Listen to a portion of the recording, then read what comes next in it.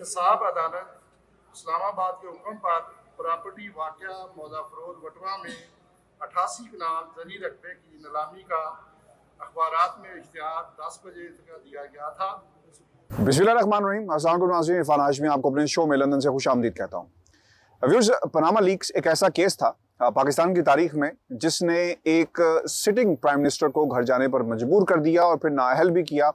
और ये एक अलहदा बात है कि उस फैसले में क्या लिखा गया, अकामे वाला मामला जिसके ऊपर आज भी मुस्लिम लीग नून जो है वो सराबा एहतजाज है कि बेटे से पैसे लेने पर नवाज शरीफ को घर भेजा गया, लेकिन ये पाबंदी, ये नाअहली जो है वो बरकरार है।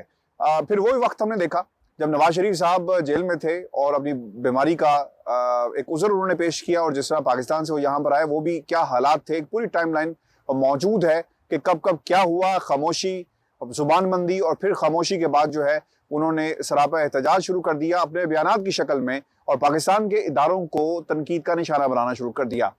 नवाज शरीफ साहब मुल्क से चले जाते हैं और तोशा खाना जो केस है इसके अंदर इश्तिहारी करार दिया जाता है, और जब वो इश्तिहारी करार दे देते हैं अदालत उन्हें, तो फिर उसके बाद जो प्रॉपर्टीज़ थी उसकी नीलामी का भी हुक्म दिया गया, जिसमें सिक्योरिटी एक्सचेंज उनके कुछ शेयर्स हैं, फिर इसके अलावा उनकी कुछ जायदाद है जिसको आज नीलाम किया गया शेखुपुरा के अंदर। और इसके अलावा वो तमाम प्रॉपर्टीज़ जिसका हवाला दिया गया, रायवंड है, फिर मरी की कुछ की प्रॉपर्टी थी जिस पर इतराज़ात लगाए गए, जिस पर मरीम नवाज की तरफ से, खैर ये तमाम वो चीज़ें थी जो रिकॉर्ड पर मौजूद हैं। आज शेखुपुरा के अंदर प्रॉपर्टी को नीलाम किया गया है और जो अराजी थी 1 करोड़ 1 लाख रुपए फी एकड़ में ये नीलाम हुई है। और शेखुपुरा के चौधरी बूटा विर्क हैं जिन्हें हतमी खरीदार जो है वो करार दिया गया है। और आज बोली जिन 3 लोगों ने लगाई, ऑब्वियसली ये वो प्रोसेस था जिसमें लोग शामिल हुए और फिर बोली की एक कीमत जो है मुकर्रर की गई जहां से बोली को स्टार्ट करना था। कुछ चीज़ें मैं आपके सामने रख देता हूं और फिर इसके बाद हम अपना जो आज एवन फील्ड आने का हमारा जो मकसद है वो भी बड़ा वाज़ेह है कि आपके बहुत सारे हमें पैगामात मौसूल हुए सुबह से लेकर अब तक, और लोगों ने कहा और सवाल कर रहे हैं कि कब पाकिस्तान की वो प्रॉपर्टीज़ जो बरतानिया के अंदर सियासतदानों ने बनाई और बरतानिया के अलावा पूरी दुनिया में बनाई, वो पैसा कब पाकिस्तान वापस आएगा। और मौजूदा हुकूमत का जो नारा था एहतसाब का, वो उस तरह हमें पूरा होता नजर नहीं आया क्योंकि इसमें इंटरनेशनल प्लेयर्स भी शामिल हो गए। व्यूअर्स, ये बहुत सारे सवालात हैं जिसका आज की इस वीडियो के अंदर हम आपके सामने जवाब भी रखेंगे। और उस पर जाने से पहले मैं आपको बता दूं कि आज वहां पर हुआ क्या है। शेखुपुरा के इलाका फिरोजा वटा के करीब वाक़या 88 कनाल 4.5 मरला ज़री राजी की नीलामी कर दी गई। बोली दहिंदा भक्की के रिहायशी मोहम्मद बूटा विरक ने फी एकड़ बोली 1 करोड़ 1 लाख रुपए लगाकर नीलामी अपने हक में करवा ली, जबकि नीलामी में 3 अफराद खुर्रम शहजाद विरक, सरफराज वट्टू और बूटा विरक ने हिस्सा लिया। और फी एकड़ राजी की सरकारी बोली 70 लाख रुपए से इसका आगाज किया गया था और 10 लाख रुपए ज़र जमानत या डिपॉजिट, यानी आपने अगर इसमें हिस्सा लेना है तो आपको 10 लाख रुपए ज़र जमानत जो है वो डिपॉजिट करवाने थे। अच्छा, इसमें आपको मजीद बताते चलें कि deputy commissioner revenue doctor Faisal Salim नीलामी कमेटी के सरबरा और additional deputy commissioner F&P ETO और एक्सियन एग्रीगेशन कमेटी के रुकन थे। नीलामी म्यूनिसिपल कॉर्पोरेशन हॉल में हुई और नीलामी शुदा रकबा हज़ार मुख्तलिफ 3 खेवट हाई में वाक़या है। अब ये बहुत ही टेक्निकल वर्ड्स हैं, लेकिन this is how the demarcation is done. और पाकिस्तान के अंदर जो ज़मीन जो जानते हैं कि किस तरह इसकी डिवीजन होती है, वो तमाम टर्म्स इसमें इस्तेमाल की गई हैं। मुकम्मल रकबा 88 कनाल 4 मरले की यकमुश्त हुई। साबिक वज़ीर-ए-आज़म नवाज शरीफ की ज़मीन की नीलामी से हासिल होने वाली रकम को सरकारी खजाने में जमा करवाया जाएगा और कमेटी के मुताबिक नीलामी के कागजात एहतसाब अदालत को भिजवाए जाएंगे और हतमी मंजूरी के बाद कब्जा देने के साथ साथ इनके नाम मुंतकिल कराई जाएगी। इंपॉर्टेंट बात यह थी कि जब ये नीलामी हो रही थी वहां पर एक शख्स आया और इसने कहा कि ये उस जगह का जिक्र किया, वो मैं आपको सुनवा भी देता हूं, बल्कि हम पहले ये सुन लेते हैं कि इस शख्स ने क्या कहा और उसके बाद आपको बताएंगे कि कब्जे पर कब्जा किया गया और कब्जे की जमीन को बेचा नहीं जा सकता। ये एक नया मसला जो है वो सामने आया है, लेकिन कुछ लोग इस्लामाबाद हाई कोर्ट भी गए जहां पे उन्होंने इस जमीन की नीलामी को रोकने के हवाले से जो है वो दरख्वास्त दायर की थी, लेकिन उसे मुस्तरद कर दिया गया। तो पहले ये सुन लेते हैं कि ये शख्स जिसने ये दावा किया है कि ये जमीन उसे मिली वो क्या कह रहा है। पुश्ती 12 रकबा है, रुपया नवाज शरीफ साहब की फैमिली ने, जो वालिद साहब ने परचेज़ की थी, वो कब्ज़ा परचेज़ किया था, इस वजह से वो लोग बिल नहीं लगा सके। कब्ज़े के ऊपर कब्ज़े हो सकते हैं, ये सेल परचेज़ नहीं हो सकती, इसलिए क्या। आपने साहिल मलिक अशरफ की गुफ्तगू सुनी जिसमें वो बता रहा था कि ज़मीन किस तरह उन तक मुंतकिल हुई और बाद में ज़मीन का क्या हाल किया गया। मैं आपके सामने कुछ और डिटेल्स भी रख देता हूँ अदालत में इसके अलावा क्या कहा था नवाज शरीफ के असासों के हवाले से। तोशा रेफरेंस में SECP के मुताबिक नवाज शरीफ की 4 कंपनियों में शेयर्स हैं और नवाज शरीफ के मुख्तलिफ निजी बैंक्स में 3 गैर मुल्की करेंसी समेत 8 अकाउंट्स हैं जिन्हें खजाने में जो है वो शामिल कर लिया गया है। नवाज शरीफ के 5 बैंक अकाउंट में 6,12,000 रुपए मौजूद हैं। जस्ट इमेजिन कि कितना पैसा आपको दरकार है इस प्रॉपर्टी को खरीदने के लिए और अकाउंट्स के अंदर से कितने पैसे निकल रहे हैं। इस पर मेरे समेत पूरी कौम को जो है ताजुब है। गैर मुल्की करेंसी वाले अकाउंट्स में 566 यूरो तकरीबन कोई 1.25 लाख रुपया बनता है। अमेरिकी डॉलर्स 698 हैं, वो भी कुछ इतने पैसे बनते हैं और 498 बरतानवी पाउंड्स मौजूद हैं। जब आप बरतानिया के किसी भी रेस्टोरेंट में खाना खाने जाएं, यानी इतनी बड़ी फैमिली कहीं पर भी जाएगी तो कम से कम 1,000-1,200 का, यानी ऐसे रेस्टोरेंट जो इनके शान शान हो, जाकर आप अगर खाना खाए तो कम से कम 400-500 1,000-1,200 का बिल बनेगा। यानी इतने पैसे इनके अकाउंट्स में मौजूद है। नवाज शरीफ और उनके ज़ेर कफालत अफराद के नाम लाहौर, शेखुपुरा, मरी और एबटाबाद में जायदादें हैं। ये उस रिपोर्ट का हिस्सा है जो नैब ने पेश की। और मरी में बंगला, छांगा गली, एबटाबाद में 15 कनाल का मकान, अपर माल लाहौर पर जायदादें शामिल हैं। नवाज शरीफ और उनके ज़ेर कफालत अफराद के नाम 1752 कनाल ज़ेर जो अराजी है।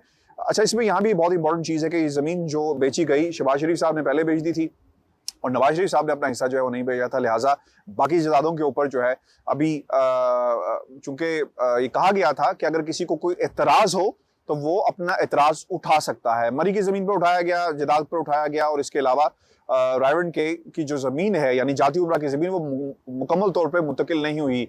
आपने कुछ अर्सा पहले स्कैंडल सुना होगा जिसमें कहा गया कि इनकी वालदा यानी नवाज शरीफ की वालदा के नाम वो ज़मीन थी और मुंतकिल कैसे की करवाई गई, उस पर भी जो है वो बाकायदा लाहौर की एक अदालत से स्टे हासिल किया गया है। व्यूअर्स, ये वो हकाइक हैं जो इस प्रॉपर्टी से जुड़े हुए हैं। अब सवाल ये पैदा होता है कि पाकिस्तान का बहुत सारा पैसा सियासतदानों ने पूरी दुनिया में मनी लॉन्डर किया और ये मैं नहीं कह रहा। पाकिस्तान के अलावा दुनिया के मुख्तलिफ ममालिक भी जो हैं, यानी जो पॉलिटिशियंस हैं, जो बैंकर्स हैं, जो बड़े बड़े बिजनेस टाइकून्स हैं, वो अपना पैसा यहाँ पर भेजते हैं। मलिक रियाज साहब की भी एक एग्जांपल है। अब उसके ऊपर भी बहुत सारी कंट्रोवर्सीज हैं जो नेशनल क्राइम एजेंसी ने जिस तरह ये पैसा सेटलमेंट के तौर पर लिया और जिस प्रॉपर्टी को लिया, इसके ऊपर भी आपको बहुत सारी जो न्यूज़ है वो आपको मीडिया के अंदर मिलेगी। और खैर अपने तरीके से इसको ट्विस्ट किया गया है इस खबर को भी। लेकिन पाकिस्तान समेत दुनिया के बहुत सारे ऐसे ममालिक हैं जिसमें इटली भी है, इसके अलावा रशियन बहुत सारी ऐसी फैमिलीज हैं जिनके पैसे यहाँ पर मौजूद हैं, यानी अमेरिका में भी हैं, बरतानिया में भी हैं। फोर्ब्स की एक रिपोर्ट है जो मैं आपके सामने रखता हूँ और ये उस वक्त सामने आई और जिसको आज तक किसी ने चैलेंज नहीं किया। ये बहुत ही इंटरेस्टिंग एलिमेंट है। शहबाज शरीफ साहब का केस आता है तो डेली मेल को पर केस कर दिया जाता है और पूछा जाता है इसके अलावा एक और स्टोरी थी, पेंट हाउस पायरेट्स, जो हुसैन नवाज के हवाले से, हसन नवाज के हवाले से ये स्टोरी थी, उस पर भी कोई रिएक्शन नहीं आया। और जिस तरह अदालती जो ऑप्शंस हासिल किए जा रहे थे कि शायद अदालत जाएंगे, जिस तरह डेली मेल के बाकी केसेस में गए, यानी शहबाज शरीफ साहब के, वो नहीं गए।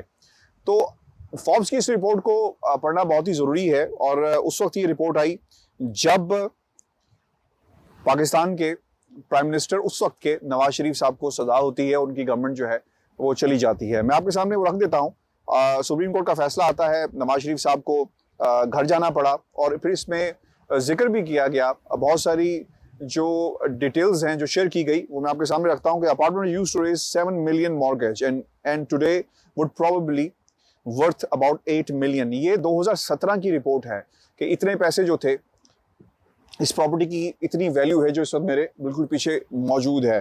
A few million pounds is relatively small figure in the world of luxury London real estate and political corruption, but it is a part of a much wider issue London real estate has to face up to।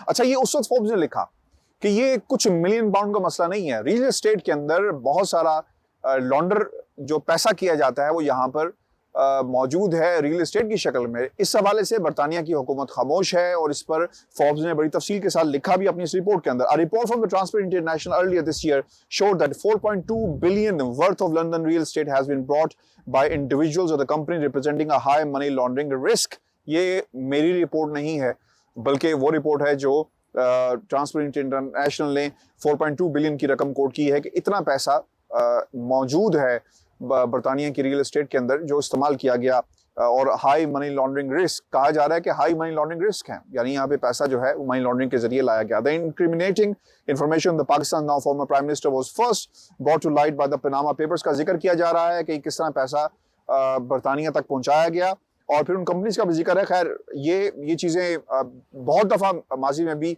Court हो चुकी हैं, लेकिन आज इनको court करने का मकसद ये था कि हम आपके सामने ये जो सिलसिला शुरू हुआ है नीलामी का वो रख सके। इसाक डार साहब की भी प्रॉपर्टी को आपको याद होगा नीलामी का जिक्र किया गया, खैर बाद में उसके ऊपर उसे रोक दिया गया। तो पाकिस्तान की अवाम में जानना चाहती है, और पाकिस्तान की अवाम के अलावा वो लोग जिनके मुल्कों के अंदर करप्शन है, अवाम गरीब है, वो ये जानना चाहते हैं कि उनका पैसा अगर बाहर की दुनिया में लाया गया है तो ये पैसा कब उनके मुल्कों में वापस आएगा। अच्छा, आगे लिखते हैं, ये बहुत इंपॉर्टेंट लाइन है। The leaks linked Sharif children to the purchase of London property through offshore companies in the British Virgin Island in the mid-1990s का जिक्र किया गया कि पैसा पनामा पेपर्स के मुताबिक कब इन प्रॉपर्टीज को खरीदा गया। Sharif and his family deny any allegations of wrongdoing, बिल्कुल उस वक्त उन्होंने मानने से इनकार कर दिया था। और इसके अंदर 16, 16A, 17 and 17A Avenfield house जो 4 प्रॉपर्टीज थी जिन्हें तोड़कर एक बनाया गया, उसका डिटेल्स हवाला भी जो है वो दिया गया है। It is not an illegal to own a property through anonymous company registered in tax haven in this way, instead the allegation is that the Sharif used the complex series of transaction in shell companies to funnel the proceeds of the public fund. उस वक्त लिखा गया कि offshore companies के जरिए पैसे को यहाँ पर पहुंचाना शायद गलत नहीं है, अब हालात डिफरेंट है, लेकिन जो कॉम्प्लेक्स ट्रांजैक्शंस थी उसका इस्तेमाल किया गया। इस पैसे को जो वो ये कहते हैं कि ये पैसा उनके हक हलाल की कमाई था जिससे ये प्रॉपर्टीज खरीदी गई, जिस पर आज भी बहुत सारे क्वेश्चंस जो हैं वो रेज किए जाते हैं।